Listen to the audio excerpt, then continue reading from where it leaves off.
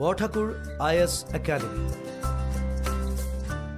প্ৰস্তুতি আৰু অধ্যয়নৰ নিৰ্ভৰযোগ্য ঠিকনা। Welcome to the Hindu analysis for 15th June 2021. Let us begin with the first article today. G7 accommodates India's stand on need for internet curbs. So, in one of the sessions, in addition to the G7 meet itself, was a session on open societies. When the session was conducted, obviously they'll release a statement as to what was discussed in this session or during this session. And India had been negotiating in terms of India addressing India's own concerns with this particular statement, because this particular open society statement talks about things such as internet curbs, internet shutdowns, politically motivated internet shutdowns, and so on and so forth. India was concerned with the particular wording or language that was being used to write up this statement.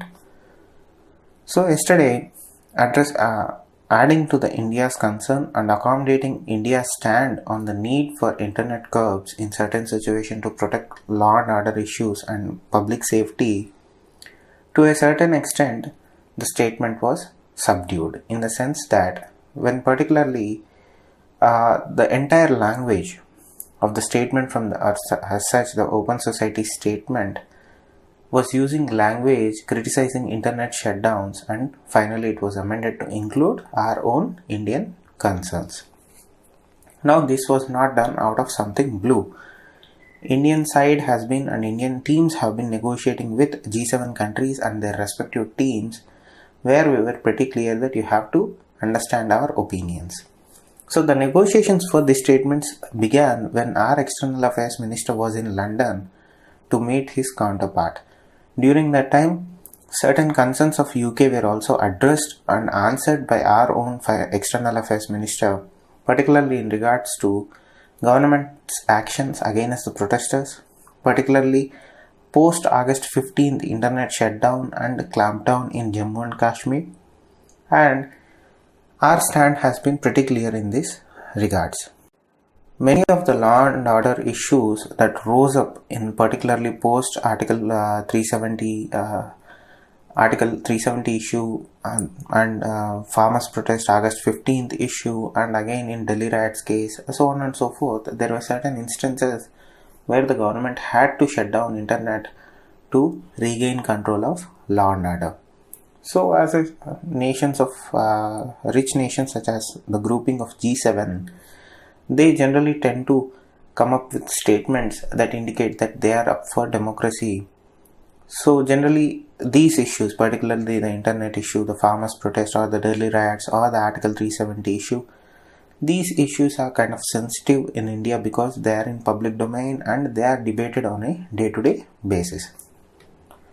So India was a little bit concerned as to the language was very criticizing in nature as to whole internet shutdowns area, and we have expressed our views to the G7 grouping and rest of the guest countries, and it seems that our negotiations had paid off, in the sense that as far as the internet shutdowns is concerned, we made it clear that the law and order concerns were more important and public safety had to be prioritized when regulating the flow of information, and that message has been accepted by this grouping, and that is why we saw a concession in the statement where they left a little bit of breathing room for India to follow upon. Moving on to the next article, government reports flag lapses in Nagaland bad study. So since the beginning of the coronavirus pandemic, we were hearing certain concerns raised when a team from Indian medical research found out that a similar research to what Wuhan Institute of Virology was doing was being conducted in India also, that too funded by US Department of Defense. Now what is this particular study that ICMR and other agencies and other scientists are talking about? So the particular issue is, the study was being conducted by a Bengaluru based lab called National Center for Biological Sciences in tandem with Tata Institute of Fundamental Research, and they published a report in 2019 where they were studying a bat related virus. Now, the particular issue of concern was that the co-authors of the study, which was conducted by two Indian institutions, were scientists from Wuhan Institute of Virology.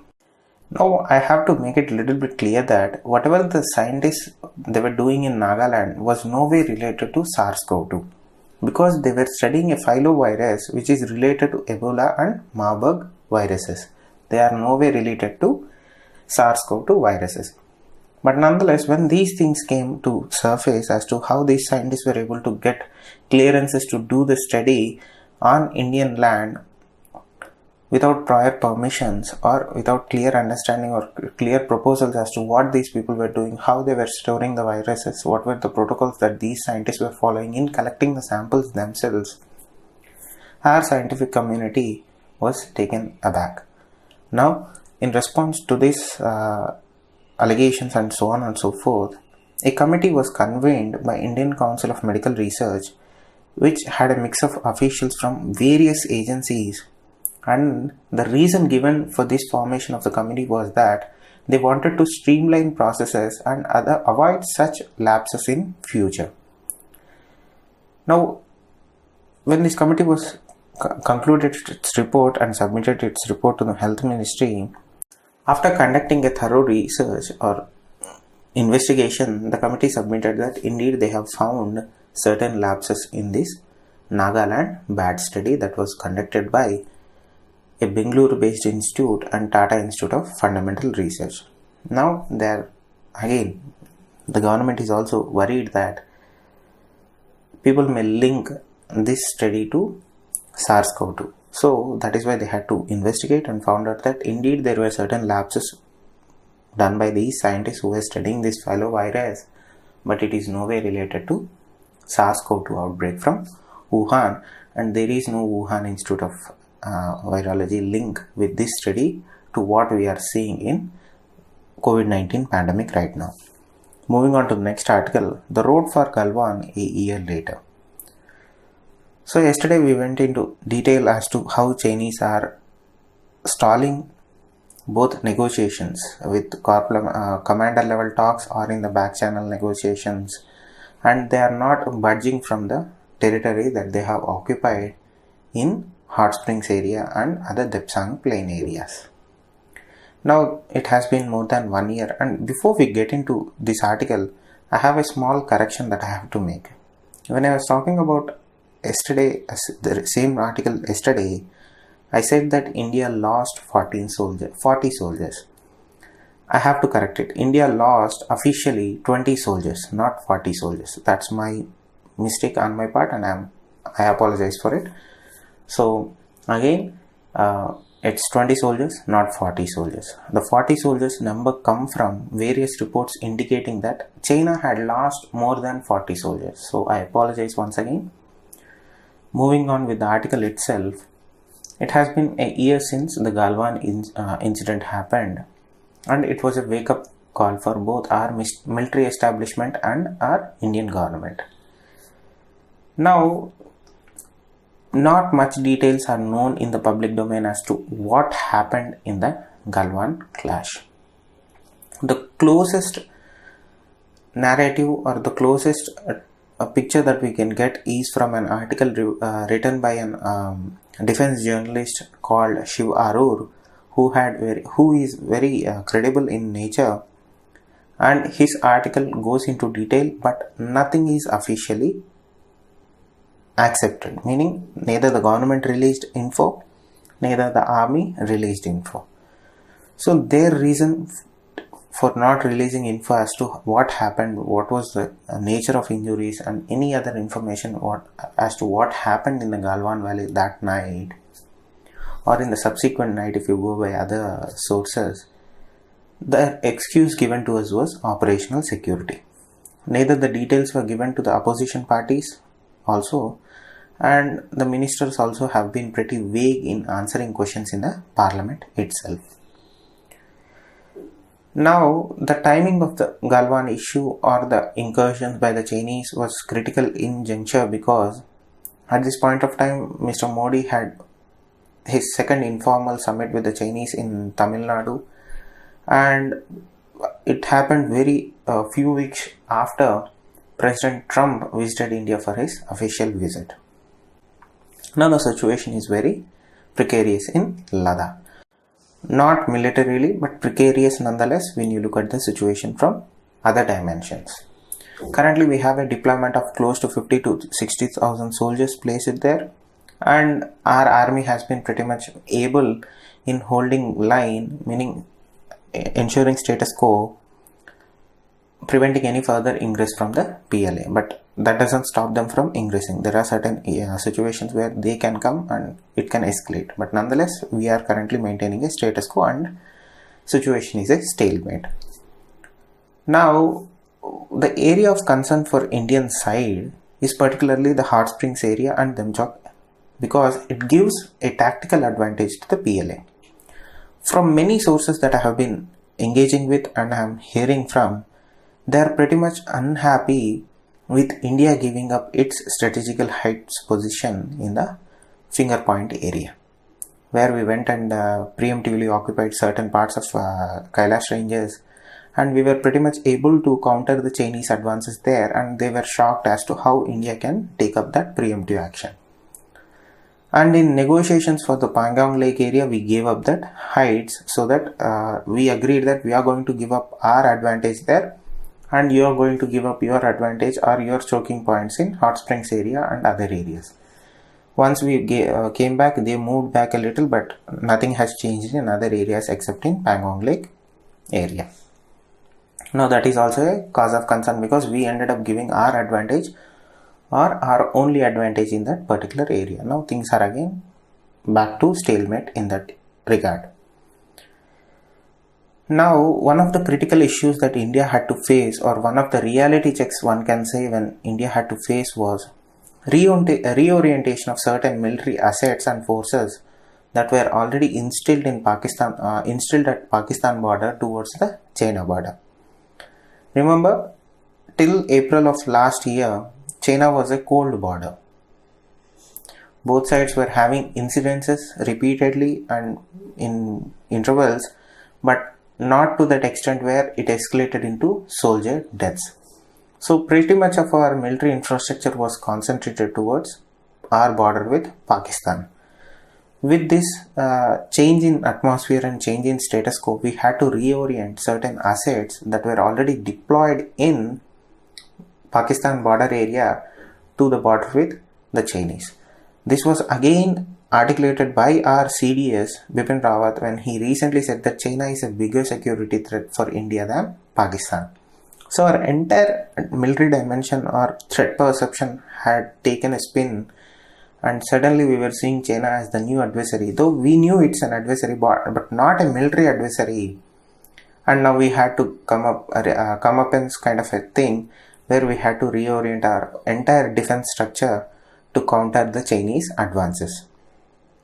And again, this also exposed a kind of weakness in our own military to tackle a threat from both sides, China and Pakistan. That was the biggest worry when this Galwan thing happened or the Doklam thing happened.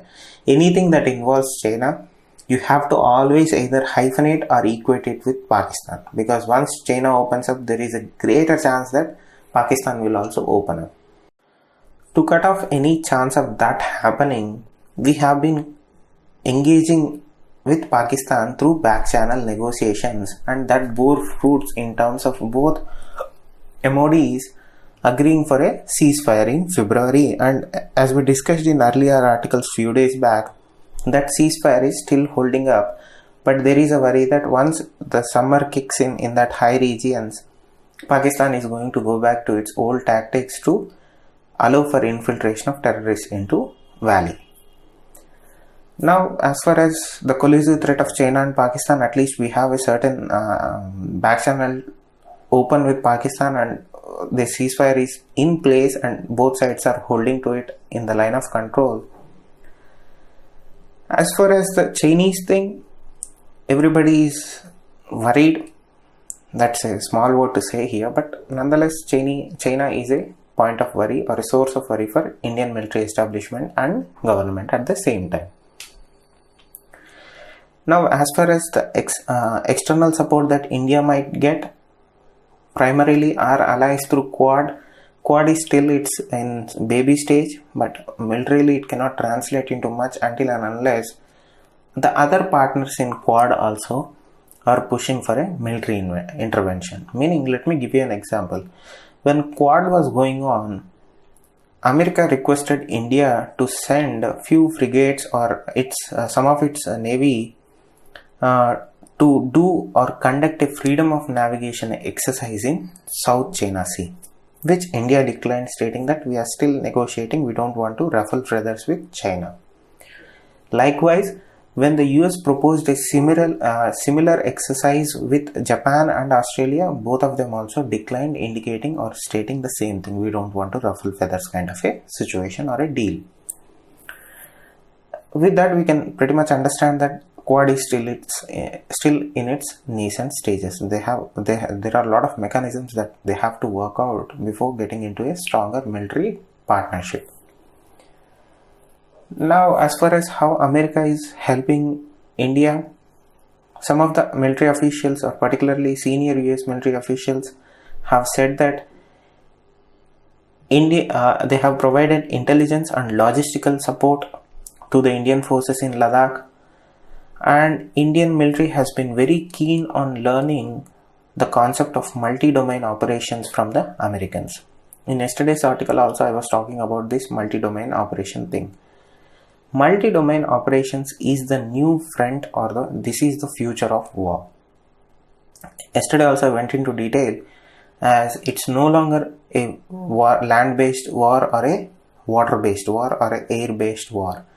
It's a multi-domain. You have to involve every asset that you have in your arsenal, and you have to use them in a single way. You cannot say that first I will do a land invasion, then I'll go for a sea invasion, then I'll do an air raid. No, it has to happen simultaneously. You have to invade through land while your navy is choking the PLA or PLA navy in the Malacca Straits, and your air force is taking out critical targets and critical air defense targets from the air, and your intelligence or computer intelligence or IT, so-called IT intelligence, is taking out their critical infrastructure through cyber attacks.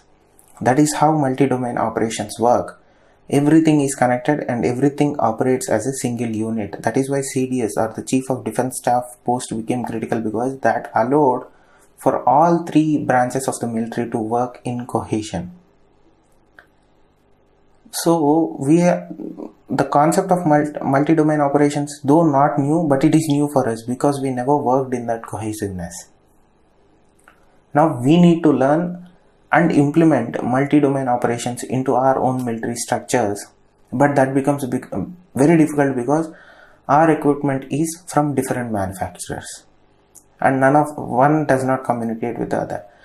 So there are a lot of complications to simply take the concept of multi-domain operations from the Americans and try to insert into Indian military ecosystem, because we have to tailor that multi-domain operation concept or the doctrine to Indian military in a very specific way, and that too in a very tailored way, because we have a lot of differences in terms of our operational procedures and our operational equipment. Now the concept boils down to what are the options for India right now. The problem is economical. It's no longer a geopolitical issue. Remember, China is not competing with India. China is competing with America. You cannot talk equity with Beijing, or you cannot talk equity between India and China, because China is not competing with India. China is directly competing and hedging US in various domains. So it becomes an economic issue rather than a geopolitical issue. Yes, we share a contentious border with them, but it's no longer geopolitically fixated on the border issue. It's also economically. It transcended the border issue. Despite that, China is still the biggest trading partner for India. though we imposed bans on apps, though we imposed bans on imports from certain products from China, but China is still the biggest partner to India. As far as the question, will the status quo ever return back to or revert back to April 2020? It's no longer feasible. Every side agrees. Even the Indian military is aware of the fact, and Indian government is aware of the fact that there is no chance in hell that the Chinese are going to go back to their April 2020 positions, because China is refusing to engage with us. Since the last 11th round of commander level talks, there hasn't been any noise from the Chinese side as to how we are going to continue negotiations. And we have been pretty much clear with them that you cannot have a competition and cooperation based engagement with China. First, we have put forward the border issue at the forefront of our negotiations or our relationship with China.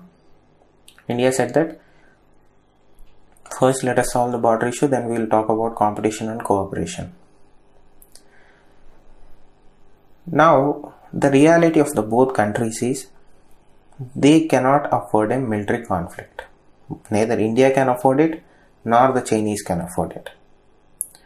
India cannot afford it in terms of one thing. If it's a short war, we'll win. If it's a long war, we are going to have a problem with. Because they have the number, we don't have the number. That's simple maths and that's simple statistics and strategy. You cannot counter with rhetoric and emotions. It's as simple as that. When it comes to military conflict, a short one, India will have an edge over it. It is up to India whether that will be a short one or a long one. How effective are our resources in a short combat. Our allies will help us, but to what extent is debatable, but nonetheless they will help us. But it is entirely up to us to solve the conflict if it is a short war. If it is a long one, again the results may vary and you may not like the results. So coming back to the article itself, because of the Galwan issue, the entire thinking towards China has taken a significant hit. Meaning, earlier we were thinking in terms of we can negotiate with them, we can have a meaningful relationship with them, and our bureaucrats were also thinking like that. Our foreign affairs ministry was also hoping, our ambassadors were also thinking that China is not a threat, we can talk with them, we can engage with them. And Galwan changed entirely that. Now it is time for India to choose a path, whether are you going to still do this negotiation, give negotiations a chance, or you are going to take some sort of an action to push back the forces that are occupying Indian territory. Any decision that India takes is going to have a significant impact on future. Forget about global geopolitics. Think in terms of India's position in the Southeast region, India's border security, and India's own sovereignty. Then you talk about global politics. First, let us address issues that pertain or concern us, then talk about future of geopolitics, global geopolitics particularly. So that becomes the issue when you talk about China. Galwan changed a lot of things. For better or worse, both Indian government and the military has woken up to certain realities that are going to be the basis for or the foundation for the future relationship with China. Moving on to the next article, China, India, Pak expanding nuclear arsenal. This is according to a report that was released by a Swedish think tank. The Swedish think tank called Stockholm International Peace Research Institution has released a yearbook on Monday. According to that, China currently is in the middle of a significant modernization and expansion of its nuclear weapon inventory. And it also looks like India and Pakistan are also appearing to expand or have already expanded their nuclear arsenal according to this particular Swedish think tank.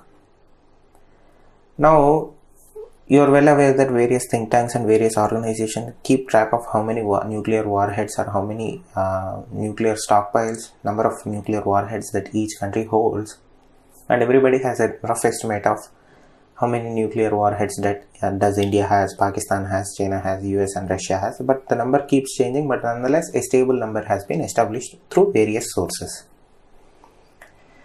Now, this is a particular sign of worry because for the past few years we have been seeing a trend where everybody thought that with the end of Cold War, the pursuing of nuclear warheads or a possession of a large number of nuclear warheads has ended.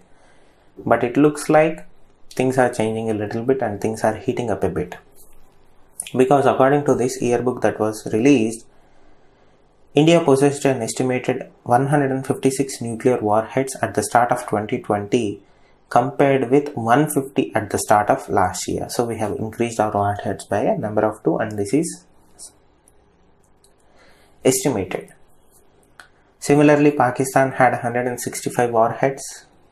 From 160 in 2020, they have gone up by a number of 5. In comparison to China, China's nuclear arsenal consisted of 300 warheads at the beginning of 2020, and it looks like, it is 2021 from 320 at the start of 2020. So they have increased their number of warheads by 30. Now in total, with combining the 9 nuclear armed states, US, Russia, UK, France, China, India, Pakistan, Israel and North Korea, an estimated number of 13,080 nuclear weapons are with these countries at the beginning of 2020. So when you look at the number, more than 90% of the nuclear warheads are possessed by either US or Russia. Now, in tandem with this report, a report was also released by an institution called International Institute for Strategic Studies based out of London. Their study was titled as Nuclear Deterrence and Stability in South Asia, Perceptions and Realities. Now, this report, which was released in late last year was also indicating that the crisis that is brewing in Southeast Asia, particularly the 3 countries with nuclear arsenals, is increasing the risk of a nuclear miscalculation or misinterpretation. So this will boil down into a nuclear war is what they are worrying about. The particular point of concern these reports do raise are both India and Pakistan are pursuing or seeking new technologies and capabilities that dangerously undermine each other's defense under the nuclear threshold. Again, you have to understand it from the Indian perspective. China is putting a lot of pressure on India because Chinese evolving profile both in terms of nuclear assets and non-nuclear assets is increasing the pressure on Indian state because it poses a new challenge and paradigm to India's security needs, its own security. So, but nonetheless, the number of warheads seems like they have gone up, but no word from Government of India or any of these governments because that's a state secret. Moving on to the next article. Indian labs widen net for new variant of Delta. Now we know that Delta variant has been a cause of concern for most of the world because WHO indicated that it is a new strain that everybody should be worried about. European Union said that Delta variant is going to cause a major problem in the European Union countries. India is also experiencing the brunt of the Delta variant. Now it seems that a new mutant form of the Delta variant has risen. In the sense, I say the reason because we are seeing it and it is impacting our lives right now. The variant is called AY1.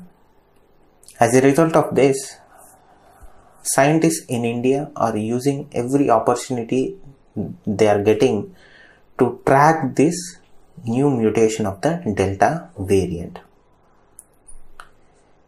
So, simple thing, we have Delta variant, which is already a cause of concern variant, wreaking havoc in India and other parts of the world. Now a mutant with far more transmissibility and virulence called AY1 belonging to the Delta variant with a mutation called K417N, which was previously identified with the Beta variant, now also being identified with Delta variant, is being tracked, but nonetheless a cause of concern. Again, the new mutation of Delta variant is called AY1. Moving on to the next article, Center lists food scheme for migrant laborers. So the Supreme Court has asked in earlier cases, in earlier hearings, what central government is doing to ensure that migrant laborers without ration cards will get their food. They asked central government, how will you ensure that food will reach migrant workers without ration cards?